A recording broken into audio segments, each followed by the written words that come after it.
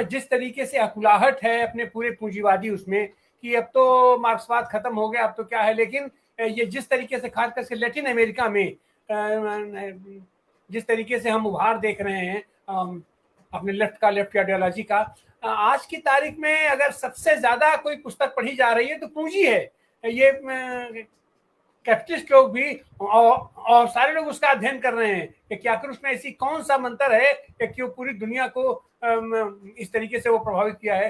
तो इन सारे संदर्भों में ब्राजील एक बड़ा देश बनके और बड़ा केंद्र बनके उभर रहा है, और चंद लोग हैं ऐसे, ये चीन से भी उतनी परेशानी इनको नहीं रहती है, रूस से भी इनको उतनी परेशानी नहीं है जितनी परेशानी ये ब्राजील और कुछ अन्य छोटे देशों से हो जाती है। तो इन सारे संदर्भों को आप किस तरीके से देखते हैं? हमारे साथ डॉक्टर सुनीलम भी जुड़ने की कोशिश कर रहे हैं, अगर आएंगे तो फिर हम हमसे बात करेंगे। अरविंद श्रीवास्तव जी।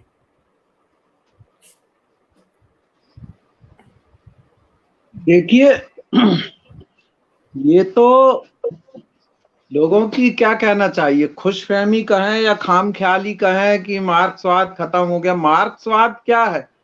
मार्क्सवाद कोई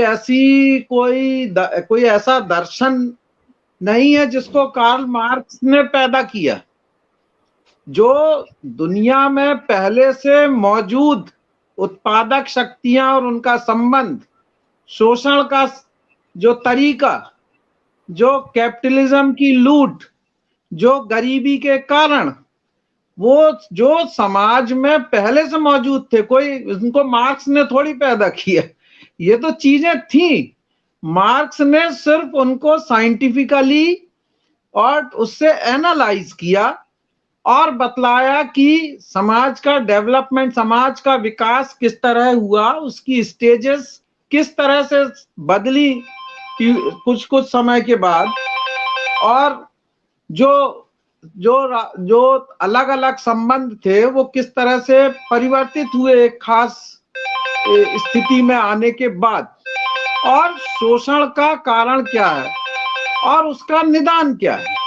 तो शोषण के कारण पहले से मौजूद थे, उत्पादक संबंध पहले से मौजूद थे, समाज की जो तमाम, जो जिसको कहते हैं सुपर स्ट्रक्चर हम कह सकते हैं, जो इंफ्रास्ट्रक्चर, जो इकोनॉमिक्स को हम बोलते हैं इंफ्रास्ट्रक्चर और सामाजिक संबंधों को बोलते हैं सुपर स्ट्रक्चर, वो सब पहले से मौजूद था। उन्होंने तो सिर्फ उसको एनालाइज करके बतलाया, और इसीलिए उन्होंने कहा कि ये इनएविटेबल है, सोशलिज्म का आना या कैपिटलिज्म का जाना इनएविटेबल है, इसको कोई रोक नहीं सकता। ये साइंस है, जैसे 2 और 2 4 होगा या हाइड्रोजन और ऑक्सीजन मिलके पानी बनेगा, उसी प्रकार है। ये अलग बात है कि अलग अलग देशों में परिस्थितियों के अनुसार, आर्थिक कारणों से, सामाजिक कारणों से वो समय ज्यादा ले सकता है, पीछे ले सकता है, अलग तरह से आ सकता है। आखिर माओ से तुंगने भी जब क्रांति की तो कोई इंडस्ट्रियल रेवोल्यूशन तो हुई नहीं, सोवियत संघ में भी इंडस्ट्रियल रेवोल्यूशन नहीं हुई। तो कार्ल मार्क्स ने तो जो कहा वो एक साइंटिफिक एनालिसिस मौजूद, जैसे वातावरण में ऑक्सीजन और हाइड्रोजन मौजूद है, कोई वैज्ञानिक ने नहीं पैदा किया, किसी वैज्ञानिक ने पानी बनाने का जो उसने आविष्कार किया वो किसी वैज्ञानिक ने थोड़ी किया, वो तो मौजूद था। उसने बतलाया कि ऐसे ऑक्सीजन और हाइड्रोजन मिलने से पानी बनता है, वही कार्ल मार्क्स ने किया। तो जिनको भी ये खुशफहमी है, गलतफहमी है या थी कि मार्क्सवाद इररेलेवेंट है, वो मार्क्सिज्म इज ए साइंस, और जब व्हेन मार्क्सिज्म एक साइंस है तो साइंस का ये भी एक है कि इसका एप्लीकेशन अलग अलग जगह पे, अलग अलग समय के अनुसार अलग अलग तरह से होता है। और मैं समझता हूं कि आज ये शायद समय की जरूरत है। किसी ने अगर सोच लिया कि सोवियत संघ ढह गया तो इसलिए मार्क्सवाद खत्म हो गया, तो सोवियत संघ कोई मार्क्सवाद का ठेकेदार भी नहीं था, मार्क्सवाद का जनक भी नहीं था, कि सोवियत संघ जो है वो उसका इकलौता वो ठेकेदार था, लाइसेंस होल्डर था, क्या वो उसका लाइसेंस ही लैप्स हो गया तो अब कैसे होगा? ठीक है, वहां हो गया, लेकिन जो शक्तियां जो मौजूद हैं, जो विरोधाभास मौजूद है, जिसको हम बोलते हैं भौतिकवाद के उसमें बोलते हैं negation of negation, qualitative change to quantitative change, तो वो जो कंसेप्ट जो है वो साइंटिफिक कंसेप्ट है। जब तक वो मौजूद है, विरोधी शक्तियां मौजूद हैं, शोषण करने वाली और शोषित होने वाली, तब तक ये संघर्ष चलेगा। और इसलिए दुनिया में मार्क्सवाद नाम पे चलेगा, वो तो रहेगा। इसलिए ये कहना ही बिल्कुल बेवकूफी की बात है, फिजूल की बात है कि वर्ग संघर्ष खत्म हो जाएगा या मार्क्सवाद इररिलेवेंट हो गया। एक साइंटिफिक थ्योरी है, दुनिया में शोषण है, दुनिया में विरोधी ताकतें हैं जो अपने अधिकारों के लिए एक वर्ग संघर्षरत है और एक अधिकारों को छीनने के लिए, शोषण के लिए।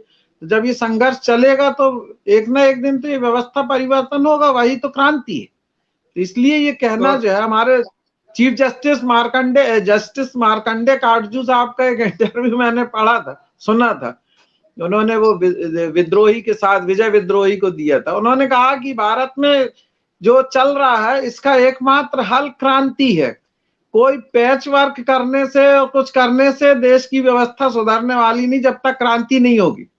उनने पूछा भी कि आप किस तरह की क्रांति की बात कर रहे हैं, तो काटजू साहब ने कहा मैं ये नहीं कह सकता कि किस तरह की क्रांति, मगर क्रांति होगी तभी व्यवस्था भारत की सुधरेगी, उसके बिना नहीं सुधरेगी।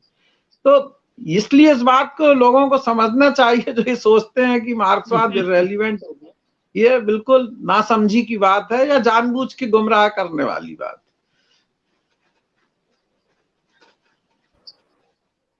का अक्सर क्रांति का कंसेप्ट दिया जाता है कि खूनी क्रांति, जबकि क्रांति का मतलब है आमूल चूल परिवर्तन। जो भी चीजें हैं उसमें जो है तो वो ये टाट में पैबंद लगाने से काम नहीं चलेगा। पूरे का पूरा आर्थिक सिस्टम, पूरा आर्थिक ढांचा, सामाजिक ढांचा, राजनीतिक ढांचा जब तक पूरा नहीं बदलेगा तब तक छिटपुट तरीके से उसमें ये सुधार करने से काम नहीं होगा। ये इसे कहते हैं क्रांति। और वही क्रांति जयप्रकाश नारायण ने भी नारा दिया, संपूर्ण क्रांति। तो